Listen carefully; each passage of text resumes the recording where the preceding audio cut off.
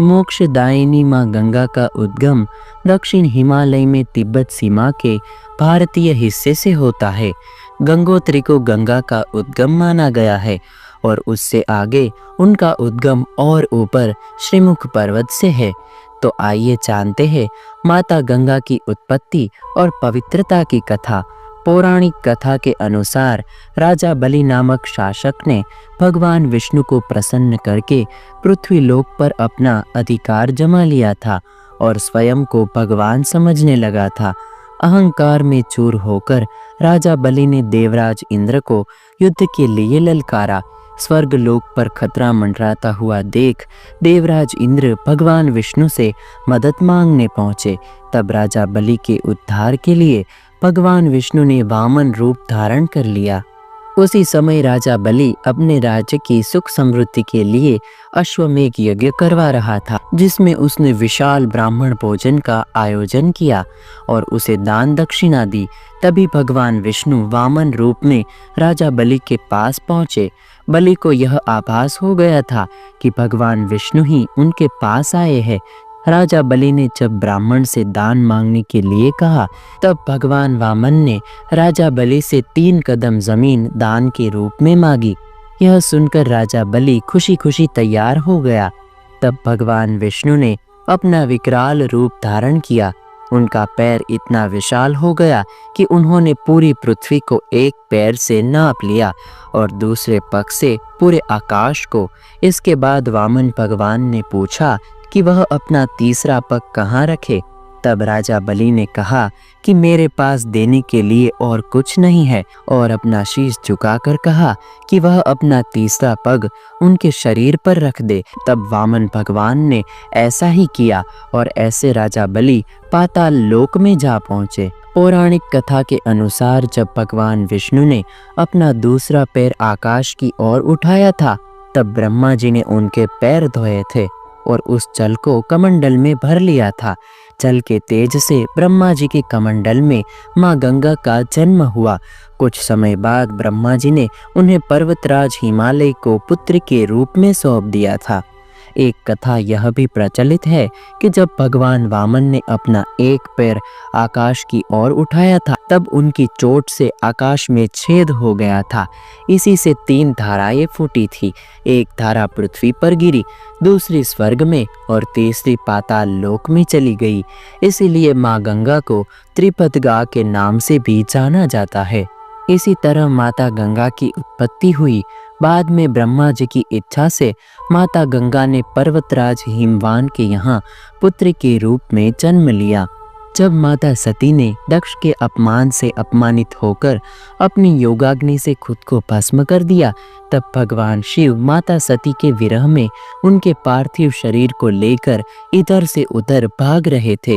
ये देखकर व्यथित होकर भगवान नारायण ने सुदर्शन चक्र से माता सती के शरीर को 51 अलग अलग भागों में विभाजित कर दिया। ये सभी पिंड जहाँ जहाँ पड़े वहाँ वहाँ माता के शक्तिपीठ की स्थापना हुई। इन सभी शक्तिपिंडों में से एक शक्तिपिंड पर्वतराज हिमवान के राज्य में गिरा। इस शक्तिपिंड की रक्षा माता गंगा ने अपने हाथों से की।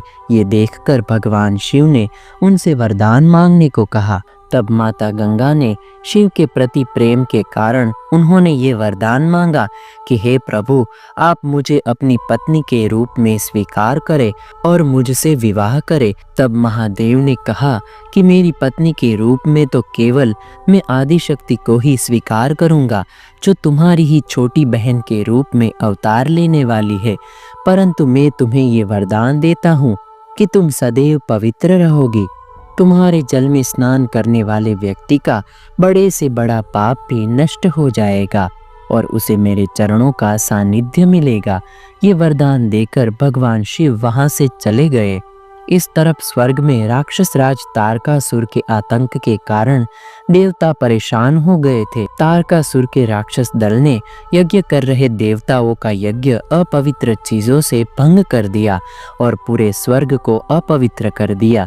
ये देखकर सभी देवता भगवान ब्रह्मा के पास अपनी प्रार्थना लेकर गए। इस पर ब्रह्मा जी माता गंगा के पास गए और उन्हें स्वर्ग में आने का आग्रह किया।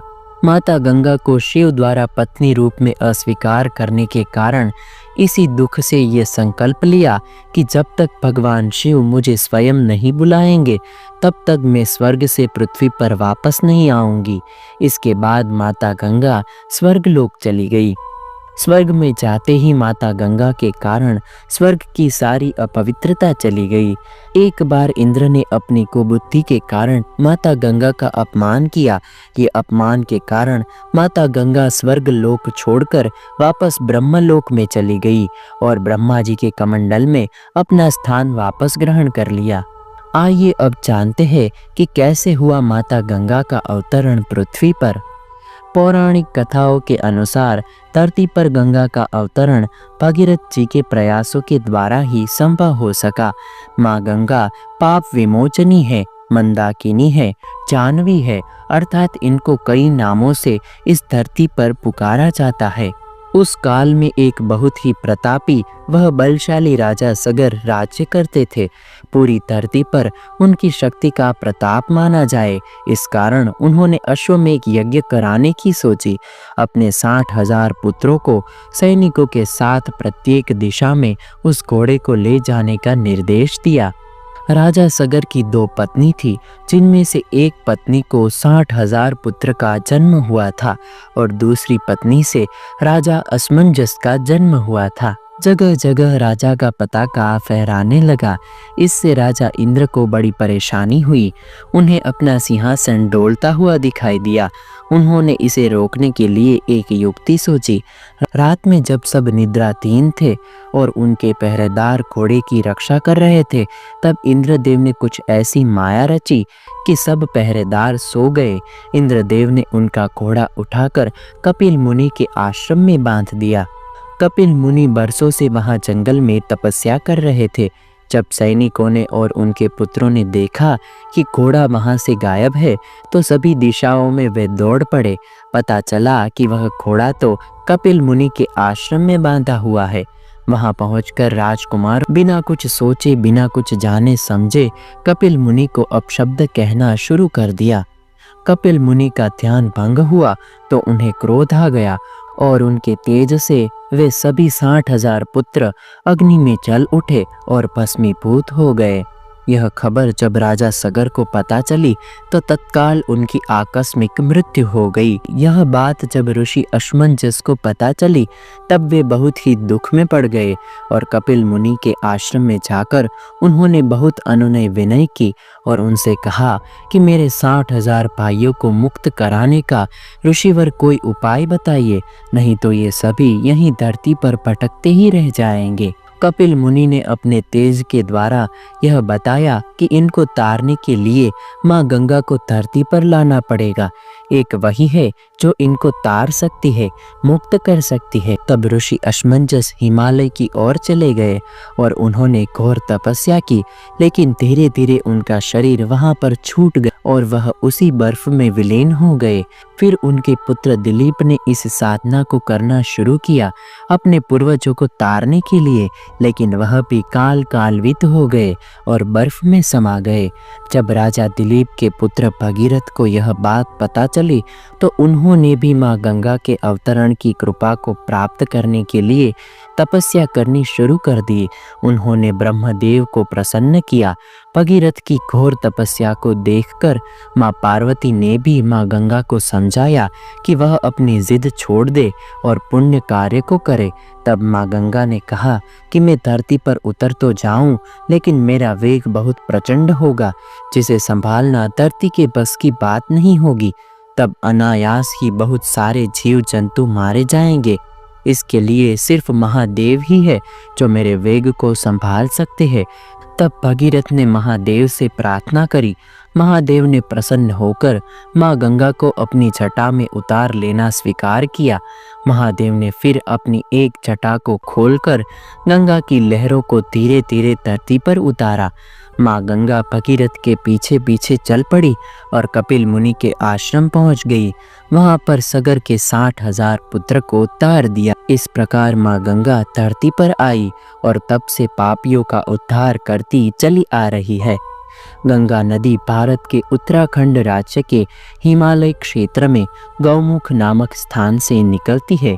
यह गंगोत्री ग्लेशियर से आती है और फिर पहाड़ियों, नदियों और प्रयाग में मिलकर गंगा का निर्माण करती है। इसके बाद यह बंगाल की खाड़ी में मिल जाती है, जहां वह समुद्र में मिल जाती है। तो दोस्तों, आज का ये वीडियो आपको कैसा लगा मुझे कमेंट करके ज़रूर बताइएगा। पसंद आया हो तो लाइक करें और अपने दोस्तों के साथ शेयर करें। मैं हूं आपका दोस्त कारेना इशित। फिर मिलेंगे नए वीडियो में नए टॉपिक के साथ। तब तक के लिए दे आज्ञा। नमस्कार।